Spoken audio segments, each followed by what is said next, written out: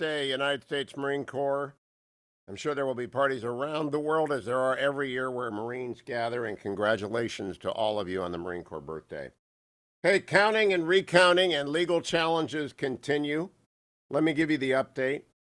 A week later, as Tuesday morning dawns, the president trails the president-elect by 12,337 votes in Georgia, by 14,746 votes in Arizona, by 36,186 votes in Nevada, and by 45,296 votes in Pennsylvania. The president's lawyers have presented some evidence of hundreds of questionable votes, but not remotely enough to win even one, much less three of these states yet. Now, counting, recounting, and legal challenges should proceed, but the president's voters, and I am one of those, have to study the numbers, not the web's fantasies and conspiracy theories. DecisionDeskHQ.com is the best site for actual hard data, and my conclusion is, it is highly improbable, almost impossible for the president to win, but his trying to do so is extremely legitimate. Attempts to intimidate or bully people into silence over their concerns on the voting irregularities just amplifies the bias of those trying to do so or attempting to turn eyes away from irregularities. Mitch McConnell went to the Senate floor yesterday and spoke to this very subject, cut number 5. And then there's the presidential race. Obviously, no states have yet certified their election results. We have at least 1 or 2 states that are already on track for a recount. And I believe the president may have legal challenges underway in at least 5 states. The core principle here is not complicated. In the United States of America, all legal ballots must be counted. Any illegal ballots must not be counted. The process should be transparent or observable by all sides, and the courts are here to work through concerns. Our institutions are actually built for this. We have the system in place to consider concerns, and President Trump is 100% within his rights to look into allegations of irregularities and weigh his legal options. Let's go back 20 years ago. 20 years ago, when Florida came down to a very thin margin, we saw Vice President Gore exhaust the legal system and wait to concede until December. More recently, weeks after the media had called President Bush's reelection in 2004, Democrats baselessly disputed Ohio's electors and delayed the process here in Congress. In 2016, election law saw recounts or legal challenges in several states. If any major irregularities occurred this time of a magnitude that would affect the outcome, then every single American should want them to be brought to light. And if Democrats feel confident they have not occurred, they should have no reason to fear any extra scrutiny. We have the tools and institutions we need to address any concerns. The president has every right to look into allegations and to request recounts under the law. And notably, the Constitution gives no role in this process to wealthy media corporations. The projections and commentary of the press do not get veto power over the legal rights of any citizen, including the President of the United States.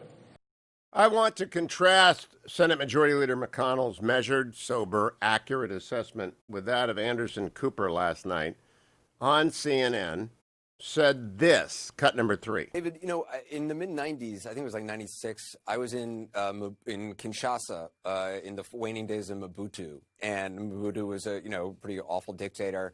And when he finally fled the country and the rebels were moving to take the capital, his son drove around in a pickup truck with a machine gun and settling scores with people he felt had not been supported enough with Mobutu. Thankfully, it hasn't come to that here, but I can't believe we're in a situation where a transfer of power is not.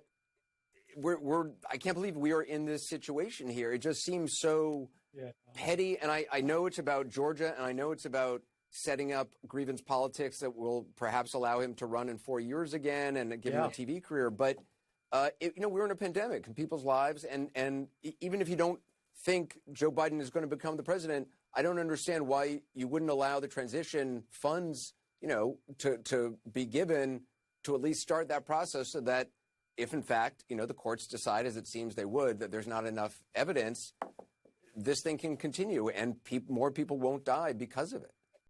Now, I got to say, I've never heard anything remotely as irresponsible as that. And I know Anderson; he's a fine broadcaster. I think he's done a great. I think he's cracking up under the stress of being at CNN. That's all I can explain.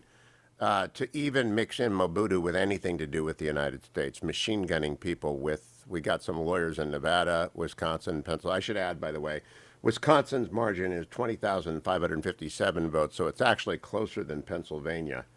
But I mean, that is the kind of hysterics that high school debate clubs and Antifa rallies engage in. It's nuts. It's just nuts. There is no threat to democracy, no crisis, no endangering the peaceful transition of power. Those are absurd histrionics by people who do not read, or at least do not read history. Wandering through a war-torn Zaire and trying to claim that that's got some kind of relevance to recounting votes in Wisconsin and Nevada and Arizona is just nuts. So everybody take a deep breath. I remind you, the president is down 306 electoral votes to the president-elect. He's got 214. He needs to have 3 states flip that include PA to win, or 3 states, 16 in Georgia, 11 in Arizona, and 10 in Wisconsin to flip to tie it at 269. Both are highly improbable, less than 1% chances. But what the GSA is doing is exactly what the GSA did in the year 2000, which is wait. Bill Clinton directed it to wait. They did not give the keys or the money to Al Gore, to George W. Bush then. Indeed, the whole transition was screwed up by a month of electioneering and lawsuits. But I don't believe that's what's going to happen here, because Biden is so confident he's going to plan. They got plenty of money to plan. The GSA funding, I mean, that is not a threat to the transition. The firing of Mark Esper, the Secretary of Defense, was known to be approaching. A senior member of the Pentagon news business told me Esper was going to resign last Wednesday. I didn't believe it. I knew that they had been tense for months, but I didn't believe it. And in fact, it took a week for the president to boil over. And that is a long running, it's got nothing to do with the recount or a threat to democracy. And people who darkly hint that are deeply unpatriotic. The system is working. The system will work. The system has always worked, except in 1860. It even worked in 1876. And people who don't know what I'm talking about should not be commenting on recounts and re-elections. Is there any evidence? Well, it's about this sort. Richard Grinnell talking about the Nevada ballot and voter fraud he's seen. Cut number 6. That are now coming back to haunt us. Ballots that were mailed out of state, people saying, I haven't lived in Nevada for years. We saw more than 3,000 people who lived out of state get ballots. We've brought those to the authorities' attention. Many of those people have broken the residency requirements. This is just the tip of the iceberg. So whatever the outcome of the election is when it's certified, and it is not certified yet, and we still have tens of thousands of votes yet to be counted, whatever the outcome is, we have a very long fight in trying to fix the voter rolls, the registration process, and making sure that people can see requirements. We have one on the Nevada GOP site, one confirmed case of a dead person voting. We have more than 350 incidences where we have to look at certain people who have voted who appear to be dead, and we're trying to get to the bottom of it. Let me just say, there is evidence galore of irregularities. There is not enough evidence remotely to change one result, much less 3.